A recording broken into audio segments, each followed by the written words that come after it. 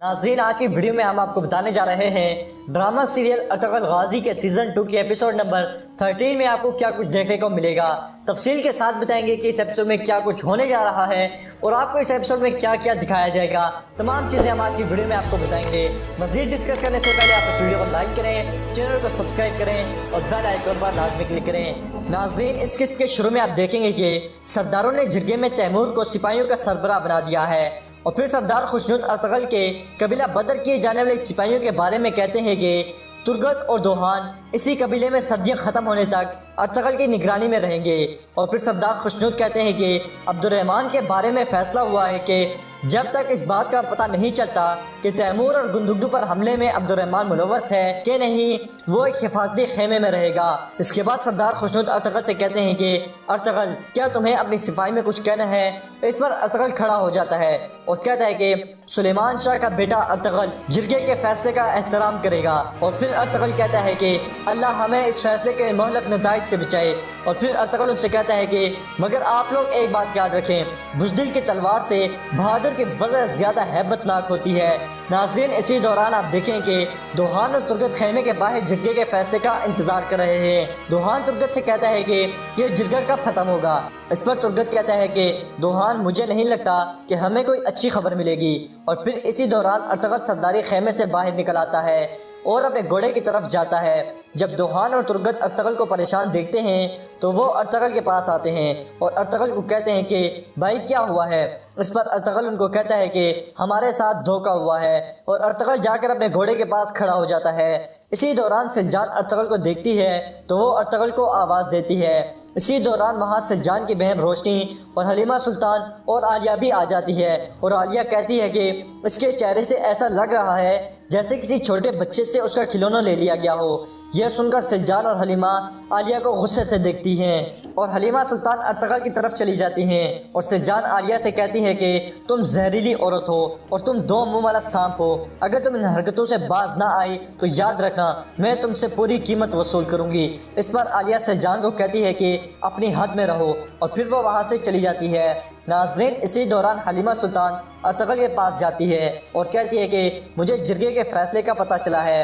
इस पर अर्तुगरुल कहता है कि फिक्र ना करो, सहरा में तूफ़ान आते रहते हैं। इस पर हलीमा सुल्तान अर्तुगरुल से कहती है कि मेरे आका, मुझसे बहुत बड़ी गलती हुई है। ये सुनकर अर्तुगरुल हैरानगी से हलीमा सुल्तान को पूछता है तुमसे क्या गलती हुई। इस पर हलीमा अर्तुगरुल से कहती है कि मैंने अम्मी जान को बताया है कि आपका हाथ बुरी तरह ज़ख्मी है और आप तलवार नहीं पकड़ सकते। मैं इस जिरगे के फैसले पे नज़रअंदाज हुई हूँ। यह सुनकर अर्तुगरुल को बहुत ज़्यादा गुस्सा आता है और उसे बहुत ज़्यादा दुख होता है और वो गुस्से में हलीमा सुल्तान से कहता है कि तुम ये कैसे कर सकती हो। और वो बहुत गुस्से में जाकर अपने घोड़े पे बैठ जाता है और हलीमा सुल्तान रोते हुए अर्तुगरुल को कहती हैं कि मैं डर गई थी कि मैं आपको दोबारा देख पाऊंगी कि नहीं। हलीमा सुल्तान अर्तुगरुल से कहती हैं कि मैं डर गई थी हमारा बच्चा बगैर बाप के पैदा ना हो। इस पर अर्तुगरुल हलीमा सुल्तान को गुस्सा करते हुए कहता है कि अगर तुम्हें मेरी शहादत से डर लगता है तो आज के बाद मेरा चेहरा ना देखना। यह सुनकर हलीमा सुल्तान रोती हैं और अर्तुगरुल गुस्से में अपने घोड़े पे बैठकर कबीले से निकल जाता है।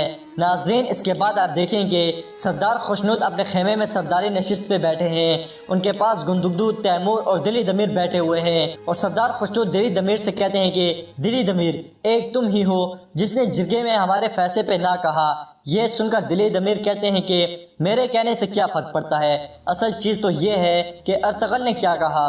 दिली दमीर कहते हैं कि आपने उनसे सिपाही के फ़राइज़ देकर बहुत बड़ी गलती की है। दिली दमीर कहते हैं कि क्या आप सिपाहियों का वो प्यार और मोहब्बत जीत सकोगे जो वो अर्तुगरुल से करते हैं। इस पर तैमूर को गुस्सा आ जाता है और वो दिली दमीर से कहता है कि एक ऐसा जांबाज जो तलवार ना पकड़ सके वो सिपाही नहीं हो सकता। ये सुनकर दिली दमीर खड़े हो जाते हैं और वो तैमूर से कहते हैं कि तलवार दिल से और कुव्वत इरादी से थामी जाती है। अगर तुम अभी तक ये नहीं सीख सके कि सिर्फ तलवार पकड़ने और घोड़े पर सवार होने से कोई आदमी जांबाज नहीं बनता तो तुम्हारे लिए ये शर्म का मुकाम है। इस पर तैमूर भी खड़ा हो जाता है और दिली दमीर से कहता है कि अपनी हद में रहो दिली दमीर, मैं तुमसे इसकी कीमत वसूल करूँगा। جب گندگدو تیمور کو دلی ضمیر سے اس طرح بات کرتے ہوئے دیکھتا ہے تو اس کو غصہ آ جاتا ہے اور وہ تیمور سے کہتا ہے کہ اپنے غصے پر قابو رکھو تیمور، اس کی وجہ سے تم سوچنے سمجھنے سے آری ہو۔ جب سردار خوشنودی یہ صورتحال دیکھتے ہیں تو وہ تیمور سے کہتے ہیں کہ تیمور بیٹھ جاؤ، اور پھر دلی ضمیر وہاں سے چلے جاتے ہیں۔ اور اس کے بعد سردار خوشنود گندگدو سے کہتے ہیں کہ گندگدو تمہارے خیال میں ارطغرل کیا کرے گا؟ اس پر گندگدو کہتا ہے کہ وہ بہت غضبناک ہوگا، یا تو وہ اپنے ہدف کو نشانہ بنا لے گا یا خود اس کا نشانہ بن جائے گا۔ اس پر تیمور کہتا ہے کہ پھر ہمیں ارطغرل کو اچھی طرح سبق سکھانا چاہیے۔ تیمور کی یہ بات سن کر گندگدو کو غصہ آ جاتا ہے اور وہ تیمور سے کہتا ہے کہ تم بہت بہادر ہو، مگر جس آدمی کی تم بات کر رہے ہو وہ ارطغرل ہے اور تم ابھی اس کو اچھی طرح جانتے نہیں ہو۔ ناظرین، اس کے بعد آپ دیکھیں گے کہ کوچبش قبیلے سے باہر جھاڑیوں میں جاتا ہے اور وہاں ایک منگول سپاہی سے ملتا ہے اور اسے کہتا ہے کہ نویان کے لیے ایک خوشخبری ہے، اور پھر وہ سپاہی سے کہتا ہے کہ ارطغرل سے تمام اختیارات لے لیے گئے ہیں، اور پھر کوچبش جو کچھ جرگے میں ہوتا ہے وہ اس منگول سپاہی کو بتا دیتا ہے۔ اسی دوران ارطغرل بھی اپنے گھوڑے پہ بیٹھا ہوا اسی طرف جا رہا ہوتا ہے جہاں کوچبش منگول سپاہی کے ساتھ کھڑا ہوتا ہے۔ جب کوچبش کو گھوڑے کے بھاگنے کی آواز آتی ہے تو وہ اس منگول سپاہی کو جھاڑیوں میں چھپنے کا اشارہ کرتا ہے۔ اسی دوران ارطغرل جب وہاں پہنچتا ہے تو وہ کوچبش کو دیکھ کر گھوڑا روک لیتا ہے اور کوچبش سے کہتا ہے کہ کیا تم ٹھیک ہو؟ اس پہ کوچبش جھوٹ بولتے ہوئے کہتا ہے کہ مجھے میرے گھوڑے نے گرا دیا ہے۔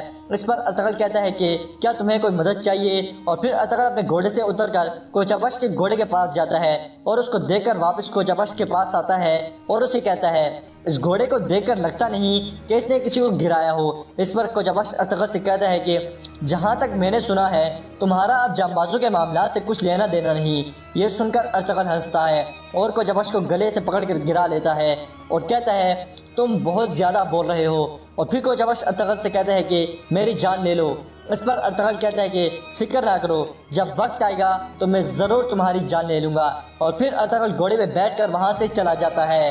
ناظرین، اس کے بعد آپ دیکھیں کہ تیمور اپنی والدہ کی قبر پہ بیٹھا ہوا ہے اور ان کی قبر پہ پانی ڈال رہا ہے۔ اسی دوران وہاں روشنی خاتون آتی ہے اور وہ تیمور سے کہتی ہے کہ کیا آپ ہمیشہ اپنی امی کی قبر پہ آتے ہیں؟ اس پر تیمور کہتا ہے کہ جب سے میں نے ان کو یہاں دفن کیا ہے میں اکثر وقت یہاں گزارتا ہوں۔ اس کے بعد وہ روشنی سے کہتا ہے کہ میری ماں نے کھانا کھاتے کھاتے میری گود میں دم توڑا ہے، اور پھر وہ روشنی سے پوچھتا ہے کہ آپ یہاں کیوں آئی ہیں، کیا کوئی پریشانی ہے؟ اس پہ روشنی کہتی ہے کہ میں آپ سے ارطغرل کے متعلق بات کرنے آئی ہوں، ارطغرل بہت اچھا ہے، آپ اس کی حمایت کریں۔ یہ سن کر تیمور کو غصہ آ جاتا ہے اور روشنی کو غصہ کرتا ہے اور اسے کہتا ہے کہ آج کے بعد میرے سامنے ارطغرل کا نام مت لینا۔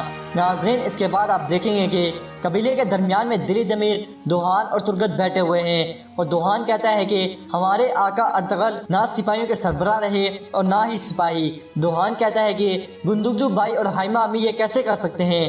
جس پر دلی ضمیر کہتے ہیں کہ ارطغرل کی منگولوں کے خلاف جنگ سے ہر کوئی ڈرتا ہے۔ اسی دوران وہاں عبد الرحمن آتا ہے اور دلی ضمیر تینوں سے کہتے ہیں کہ مجھے تم لوگوں سے کچھ بات کرنی ہے، جرگے کا فیصلہ تمہارے بارے میں تھا۔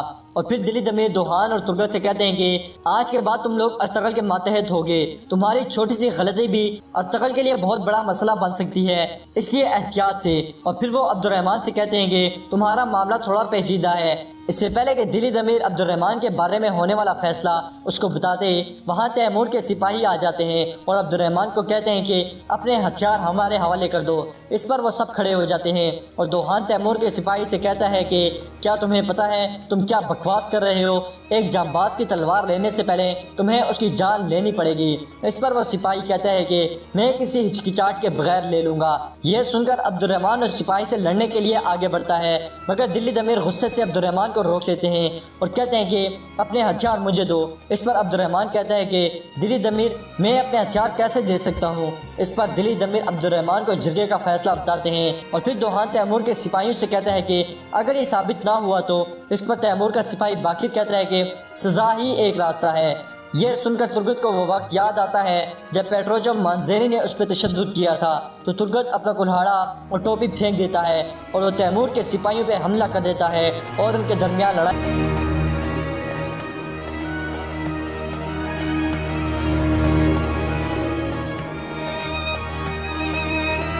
جب دلی ضمیر اس صورتحال کو دیکھتے ہیں تو وہ ان کو غصے سے روکتے ہیں۔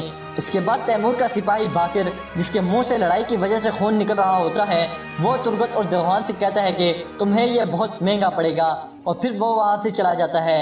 اور دلی ضمیر کہتے ہیں کہ اصل لڑائی تو اب شروع ہوئی ہے، اور پھر عبد الرحمن بھی وہاں سے چلا جاتا ہے۔ ترگت عبد الرحمن سے پوچھتا ہے کہ تم کہاں جا رہے ہو، جس پر عبد الرحمن کہتا ہے کہ خود کو حوالے کرنے، اور ناظرین عبد الرحمن جیل والے خیمے میں چلا جاتا ہے۔ ناظرین اس کے بعد آپ دیکھیں گے کہ ارطغرل اپنی گھوڑی کے ساتھ بیٹھا ہوا ہے اور اسے باتیں کرتے ہوئے کہتا ہے کہ میری ماں، میرے بھائی اور میری بیوی نے مجھے روک دیا، انہوں نے مجھے ظالموں کے خلاف کچھ کرنے اور مظلوموں کی امید بننے سے روک دیا۔ ارطغرل کہتا ہے کہ سلیمان شاہ کا بیٹا ارطغرل کبھی ہار نہیں مان سکتا اور کبھی نہیں ہارے گا۔ ناظرین اس قسط کے آخر میں آپ دیکھیں گے کہ نویان حمزہ کے ساتھ بیٹھا ہوا ہے اور اسے نقشہ دکھا کے کہہ رہا ہے یہ ساری زمینیں ہماری ہیں۔ اس پر حمزہ کہتا ہے کہ جس نے بھی آپ کے ساتھ کام کیا اس نے فتح پائی، مگر کائی قبیلہ میرا قبیلہ ہے، ان کے ساتھ کچھ نہیں ہونا چاہیے۔ اس پر نویان کہتا ہے کہ ہم تمہیں اس قبیلے کا سردار بنائیں گے، تم سردار بنو گے۔ ناظرین اسی دوران کو جبر سے مل کر آنے والا سپاہی وہاں آتا ہے، نویان کے کان میں کہتا ہے کہ جرگہ کا فیصلہ ارطغرل کے خلاف ہوا ہے۔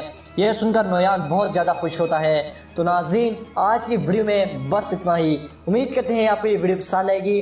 ویڈیو پسند آئے تو اس ویڈیو کو لائک کریں، چینل کو سبسکرائب کریں اور بیل آئیکن پر لازمی کلک کریں، کیونکہ اگر آپ بیل آئیکن پر کلک کریں گے تو ہماری ویڈیو سے نوٹیفیکیشن آپ کو سب سے پہلے مل جائے گا۔ ملتے ہیں انشاءاللہ نیکسٹ ویڈیو میں، تب تک کے لیے اللہ حافظ۔